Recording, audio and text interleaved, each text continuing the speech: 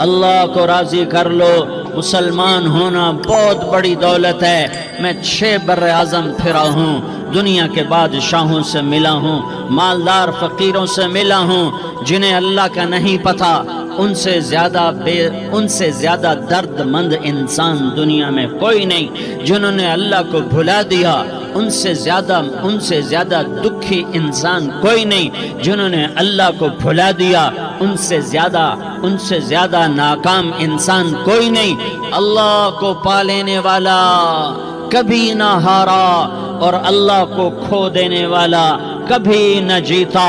اللہ کو راضی کرنے والے کے مقدر میں ہار نہیں ہے، چاہے سولی پہ لٹک جائے، چاہے ٹکڑے ٹکڑے کر دیا جائے، چاہے آگ میں جلا دیا جائے، چاہے جانوروں کے آگے قیمہ کر کے پھینک دیا جائے۔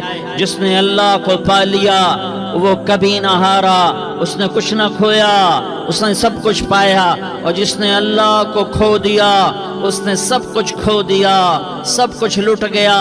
بھائیو، میں آج جھولی پھیلانے آیا ہوں، میں سیاسی آدمی نہیں ہوں، میں جھولی پھیلانے آیا ہوں، ووٹ کے لیے نہیں۔ میں اس بات کی جھولی پھیلانے آیا ہوں کہ آج تم سارے کلمہ گو مسلمان بھائی اللہ کو راضی کر لو، اللہ کو راضی کر لو۔ جتنا بڑا سودا کرنا پڑے کر جاؤ، جتنی بڑی قیمت دینی پڑے دے جاؤ، اور اپنے اللہ کو راضی کر جاؤ۔ جان پہ کھیلنا پڑے کھیل جاؤ، مال لٹانا پڑے لٹا دو، عزت آبرو داؤ پہ لگے لگا دو، پر اللہ کو نہ ہاتھ سے جانے دو۔ اللہ تمہارا ہے تو سب کچھ تمہارا ہے، اللہ تمہارا نہیں تو کچھ بھی تمہارا نہیں ہے۔ فرعون کی باندھی مسلم عورتیں بہت سی موجود ہیں بیان میں، عورتوں کے لیے سنا رہا ہوں، تمہارے لیے بھی سنا رہا ہوں۔ فرعون کی ایک باندھی تھی، مسلمان ہو گئی۔ عورت تو کمزور ہوتی ہے، پھر وہ باندھی ہو تو اور کمزور ہوتی ہے، اور کلمہ چھپتا نہیں ہے۔ اس کا ایمان اس کے دل میں تھا پر وہ نکل ہی پڑا۔ خوشبو کون چھپا سکے؟ خوشبو کیسے چھپ سکتی ہے؟ اس کے ایمان کا پتہ چل گیا۔ فرعون نے اسے پکڑوایا۔ اس کی 2 بیٹیاں تھیں، ایک دودھ پیتی تھی، ایک انگلی پکڑ کے چلتی تھی۔ اس نے بڑے کڑا میں تیل ڈالا، اس کے نیچے آگ جلائی، تیل کھولنے لگا، اس نے دربار سجایا اور اس کا اپنی باندھی کو بلایا، اس کی 2 بیٹیوں کو بلایا۔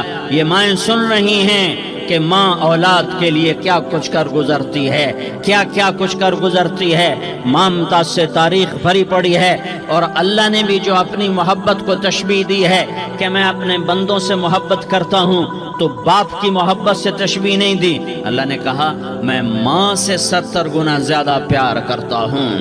اس نے کہا فرعون نے کہا اگر تو موسیٰ کے رب پہ ایمان لائی تو تیری دونوں بیٹیوں کو جلا دوں گا اس تیل کے اندر، اور تجھے بھی جلا دوں گا اس تیل کے اندر۔ ہاں لوگ سمجھتے ہیں موت بہت بڑی سزا ہے۔ ارے جس نے اللہ کو پا لیا اس کے لیے موت تحفہ ہے۔ وہ دنیا کے دکھوں سے نجات پا گیا اور آخرت کی نعمتوں کے حقدار بن گیا۔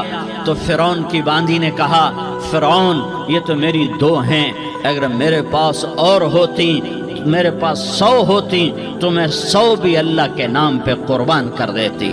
فقض ما انت قاض، کر جو تجھے کرنا ہے۔ انہیں بڑی بیٹی کو پکڑا، انہیں کہا اماں ہائے اس ماں سے پوچھو جس کے آگے جلتا ہوا تیل اور اس کی بیٹی کو ڈالا جا رہا ہو اور وہ اماں کہے، اور اس کا ایک بول ماں کا، ایک بول بیٹی کی جان بچا سکتا ہو، کلمہ کفر کہہ جا، گھر میں جا کے توبہ کر لے، معاف ہو جائے گا، میں قربان جاؤں۔ ایک مقام ایمان کا ایسا آتا ہے کہ قربان ہونا زیادہ محبوب ہو جاتا ہے جان بچانے سے۔ انہوں نے کہا اماں، انہوں نے کہا بیٹی صبر، اللہ کے نام پہ قربان ہو جا۔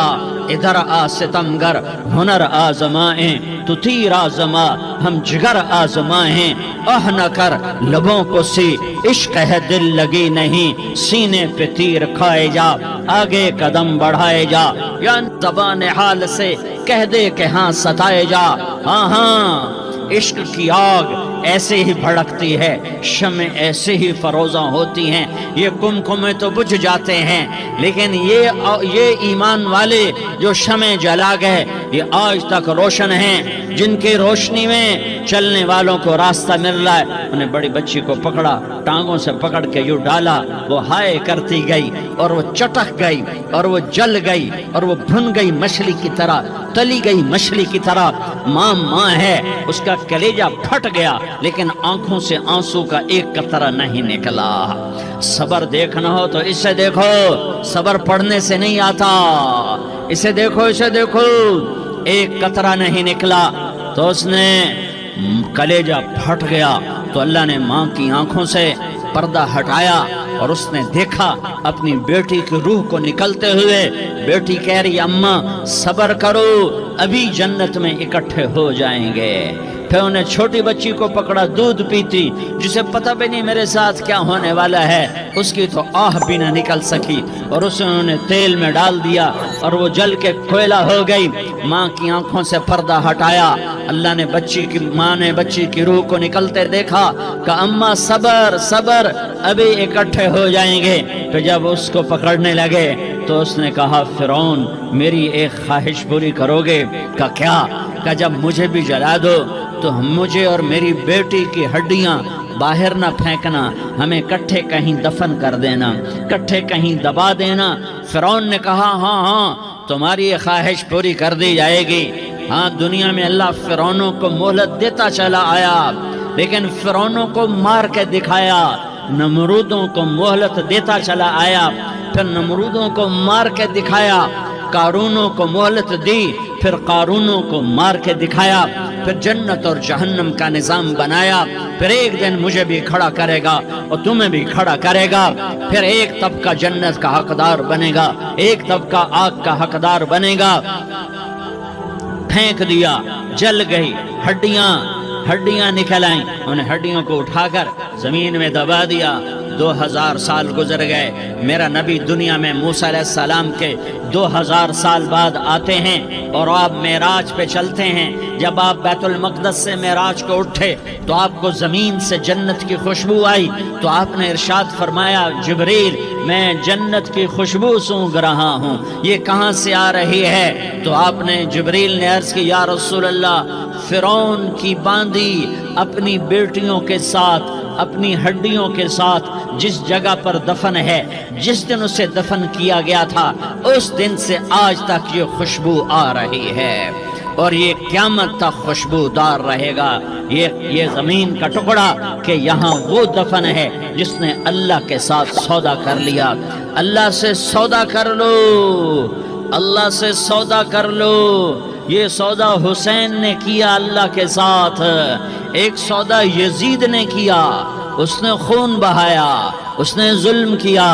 ارے ظالم کبھی ہرا نہیں ہوتا اور مظلوم کبھی خشک نہیں ہوتا، ظالم پہ کبھی بہار نہیں آتی اور مظلوم پہ کبھی خزاں نہیں آتی۔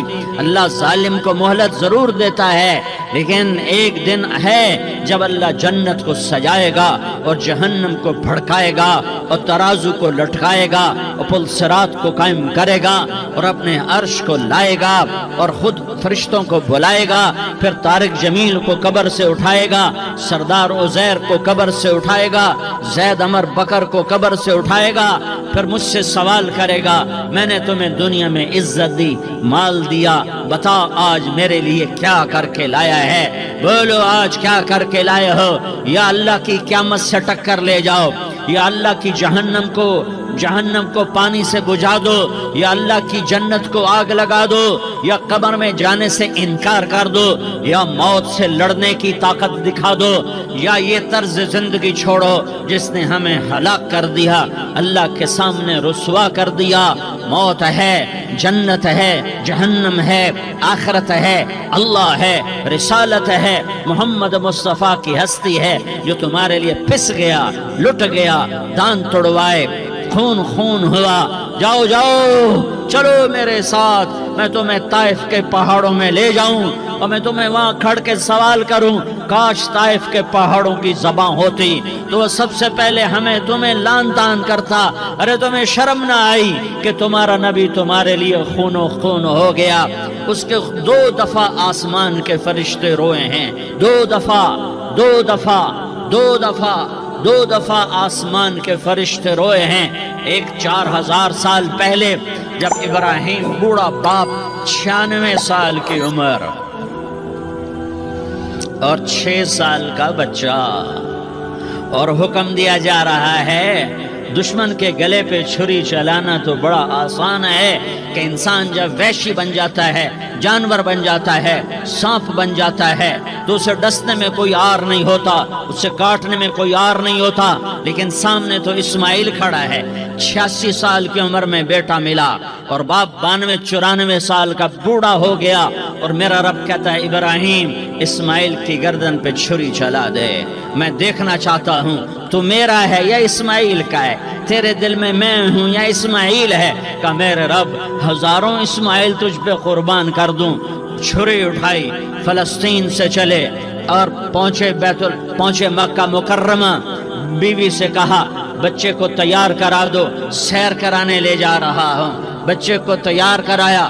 آج پہلی دفعہ بچہ باپ کو دیکھ رہا ہے، انگلی پکڑ کے اچھلتا ہوا جا رہا ہے، میرا ابا مجھے سیر کرانے لے جا رہا ہے، یعنی خبر کے چھری کے نیچے سے گزارنے لے جا رہا ہے، اور لیاری والوں کو پیغام دینے جا رہا ہے کہ اللہ پر ہر شے قربان کرنا سیکھو، اللہ کے لیے ہر جذبہ چھوڑنا سیکھو، ہر شے سے ہٹنا سیکھو، جہاں اللہ ناراض ہے ہٹ جاؤ ہٹ جاؤ ہٹ جاؤ، ہار نہ پڑے ہار جاؤ، مٹنا پڑے مٹ جاؤ، لٹنا پڑے لٹ جاؤ، دھکے کھانے پڑے کھا لو کھا لو کھا لو، کہ دنیا میں سب سے زیادہ دھکے کھانے والا میرا حبیب محمد مصطفیٰ۔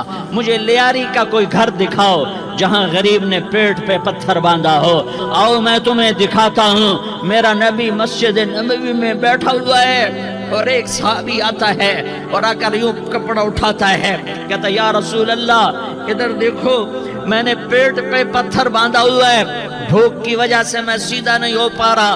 2 جہان کا سردار، مقام محمود کا مالک، عرش فرش پر جس کے نبوت کے ڈنکے، محمد جس کا نام، احمد جس کا نام، طٰہٰ جس کا نام، یاسین جس کا نام، پیٹ سے پتھر، پیٹ سے کپڑا ہٹاتا ہے اور فرماتا ہے دیکھ میرا صحابی، تیرے پیٹ پر 1 پتھر ہے، میرے پیٹ پہ 2 پتھر بندھے ہوئے ہیں، میرے پیٹ پر 2 پتھر بندھے ہوئے ہیں۔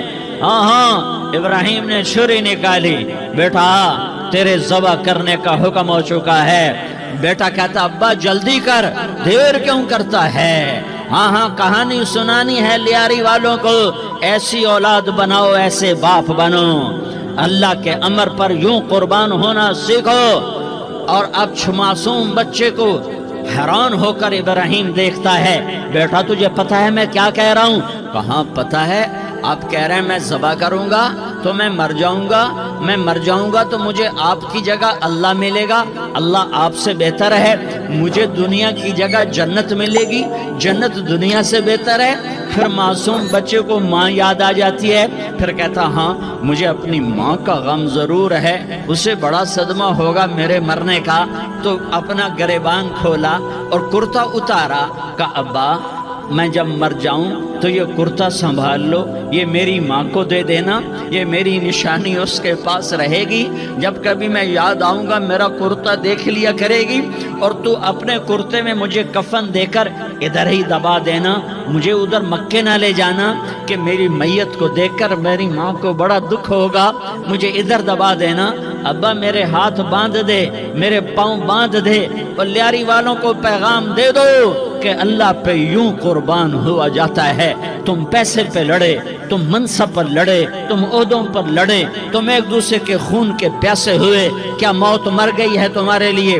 کیا آخرت کو آگ لگ گئی ہے؟ کیا جنت کو آگ لگ گئی ہے؟ کیا جہنم کو بجھا دیا گیا ہے؟ کیا طارق جمیل کے لیے قبر کا ٹکڑا مقرر نہیں ہے؟